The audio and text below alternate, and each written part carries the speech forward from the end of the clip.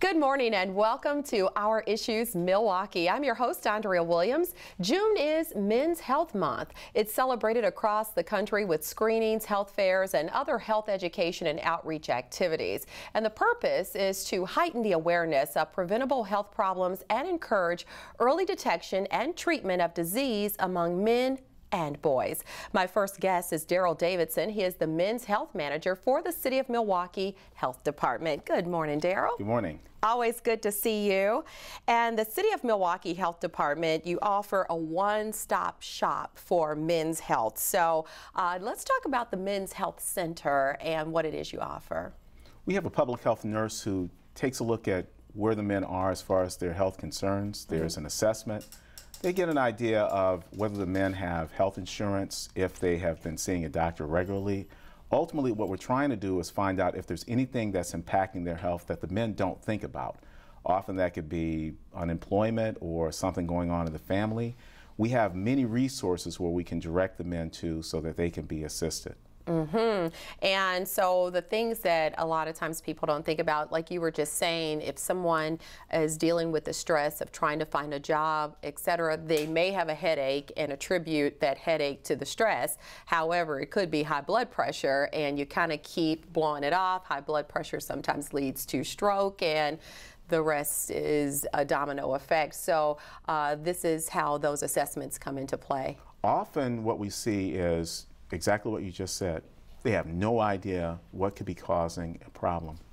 It's interesting with men because what we find is that they see people when they have symptoms, and that's not exactly the way to go. So what we're pushing is prevention and making sure that prevention education goes a long way. They have resources and they also have an opportunity to practice healthy behaviors. Okay, and who in fact is eligible to use this particular program? Anyone who's a resident of the city of Milwaukee can be a part of this. So any Milwaukee man 14 and older is actually, so young men are actually encouraged to come through and utilize these services as well. Absolutely, and we do have educational outreach activities for men younger than 14, so we want to make sure that as many people who can get these resources, they get to know that they're available. And we also practice the mantra that healthy boys become healthy men. Absolutely. Now, you have actually two men's health centers in the city of Milwaukee. And what I love about this,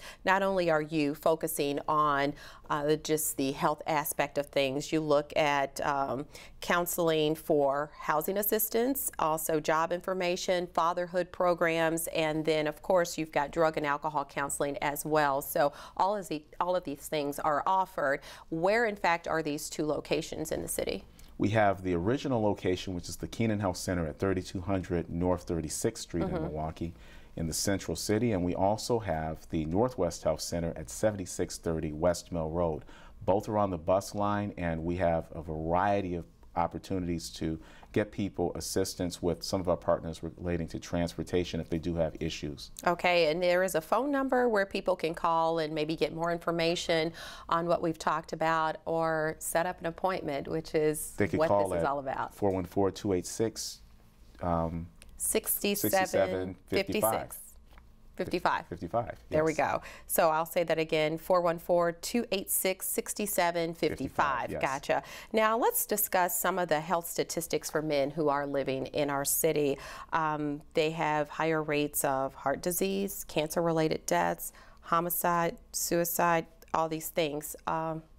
That's a lot to take in. We're dealing with trends that are happening across the country. Milwaukee is not unique, and honestly, when we talk about the data, men are living approximately 5 years less than women.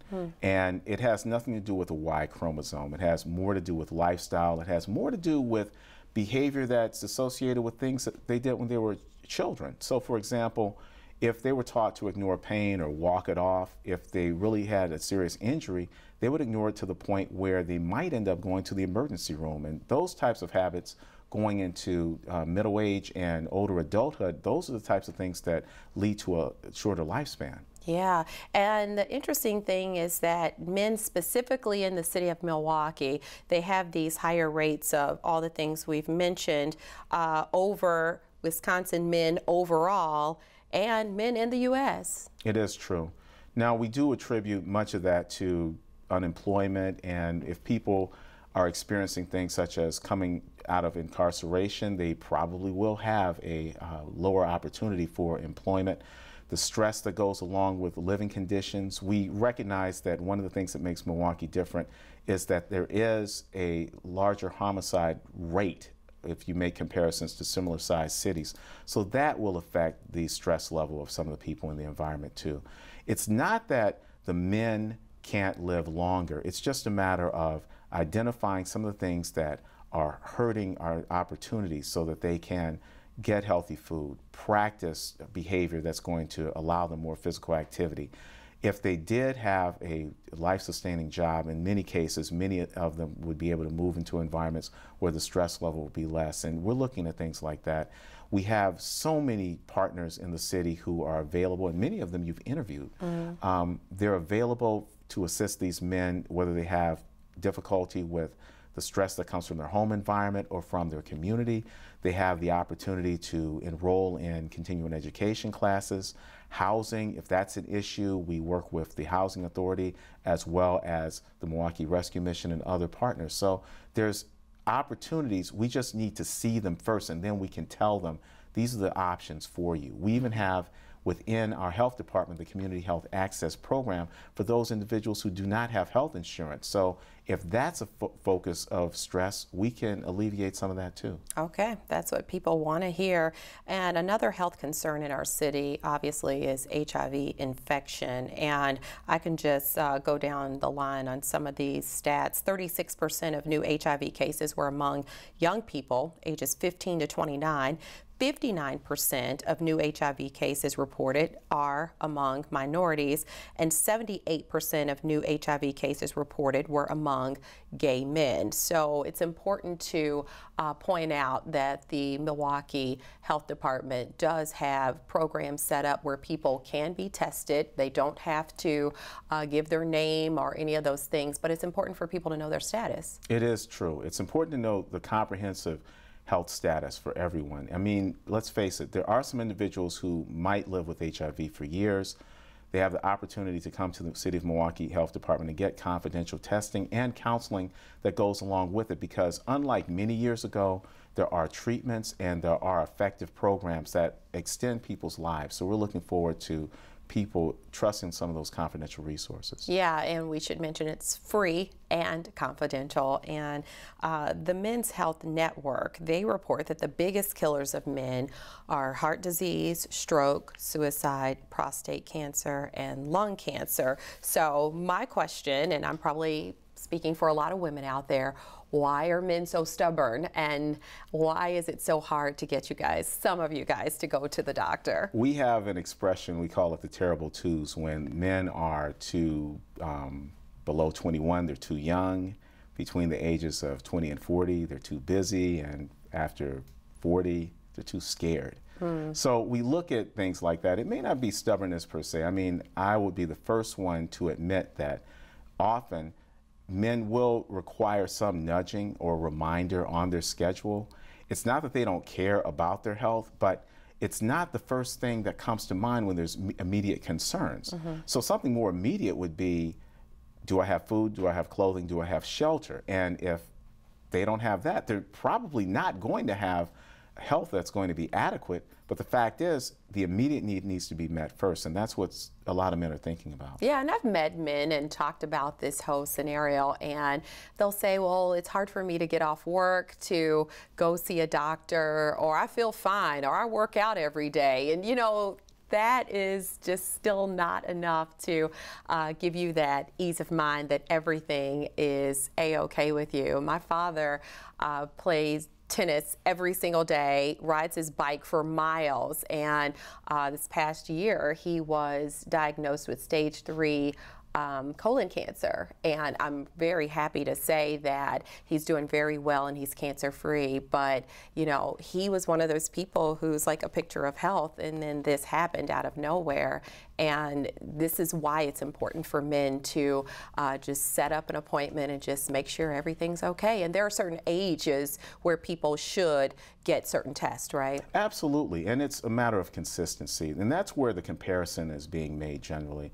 The women are getting their consistent health exams starting as teenagers and in their early 20s. The men don't have that particular standard. Often when the men leave high school, if there was no nurse at high school, they may not see anyone, but if there was a nurse, that would be the last time they see someone until they have a very serious condition. If you're talking about a man who's just getting on his feet and starting his career, he does not have health insurance, he might be the individual who uses the emergency room as his first option. And that's what we're trying to get people to go away from. We don't want people to use the emergency room. We want people to have a relationship with a physician or healthcare provider. We want people to know their health status and be very consistent. And when we ask them things such as, well, who won the last basketball game and what was the score? A lot of times they know that, but they don't know their cholesterol and they don't know their heart, rating. Yes, indeed. Like that. Such a man. Yes, right. no. Blood pressure. We talked about the health of men in general and some of the things that they deal with, and we joke, but it really is a serious matter. African American men, they actually suffer far worse health issues than any other racial group in America. They have higher incidences of diabetes, high blood pressure, prostate cancer, colon cancer. What are some of the reasons that African American men specifically are dealing with the higher numbers?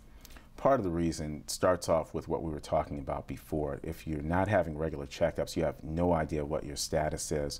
The emphasis on stress is extremely important. Often people don't realize that there's a chemical reaction to the stress that affects what's happening with the rest of your body. Even at the cellular level, people can make side-by-side comparisons and say, this is what's happening with this individual. And one of the important educational points that we make to our men at our Men's Health Center, we let them know that they may blame genetics or they may blame family for having particular conditions, but often it's because they lived in the same types of conditions for generations. So it may not be hereditary, it might be lifestyle, it might be stress, it might be that the family is eating the same thing over the course of generations. So we want to be inspirational and let men know that they do have options. And even if they say, I can't make that change today or I can't make that change tomorrow, we discuss methods so that they can do these gradual steps toward better health. Absolutely. Now, this is the 20th anniversary of Men's Health Month, and to celebrate the Milwaukee Health Department, you've put together a number of events that people at home can actually be a part of. So coming up on June 16th, there's a Men's Health Resource event at Northwest Health Center from 10 a.m. to 3:30 p.m. What can people expect when they show up there? We're going to have many of the community partners that I mentioned before. They will be there and they will be available to assist people with a variety of needs. That's going to include job readiness, as well as they're going to allow people to talk to individuals who are going to assist with resume writing and ultimately assist with taking them into job services. We have others who are going to check blood pressure, cholesterol. We have staff who are going to take a look at where they are with the Affordable Care Act, and that's our Community Health Access Program that can assist there. We're going to have demonstrations of positive physical activity too. So we're looking forward to seeing people do martial arts demonstrations and show people how to perform proper exercise routines and also eat correctly too. And we do have a talk show, the Brother to Brother talk show, which is going to be a format for the men to relate to the men who are on the scene. And we're not looking for anyone to sound like the professional and the know-it-all. We want people to talk at the level of the communication where the men are, and perhaps that'll be inspiring too. Absolutely. June 17th, Ages and Stages, that's from 1 to 4:30 p.m. and I'm not real sure what's that about. I want to be the first one to make a public statement about this. Developmental screening is extremely important, and what we recognize with our studies is that healthy fathers produce healthy children. Men often are not included in the information related to the health of their children, and what we're trying to do with this particular training is introduce them to the developmental milestones that take place. When are the appropriate times that children talk, walk, perform activities that are with fine motor skills? We want men to know that, and we also want men to know how to assess that information. We're going to have professional trainers who are going to introduce that information to fatherhood service providers as well as child care providers. And anyone who wants to come to this particular training, they're invited, because we want to have a stronger community, and we believe that men need to be a part of making the community stronger. All right. And June 25th, you have your Men's Health Summit, and they can go to your website to find out more information on all of these things. Your website address is? Yes, the website address is milwaukee.gov. All right, thank you for coming by. It's always a pleasure to have you here. Darryl Davidson is the Men's Health Manager for the City of Milwaukee Health Department. And when we return to Our Issues Milwaukee, we're going to meet two local men who have found unique ways to inform and educate men about their health. We'll meet the masterminds behind Fella's Men's Health Guide to Healthy Living and the online magazine Brain, Brawn, and Body. We'll do that right after this.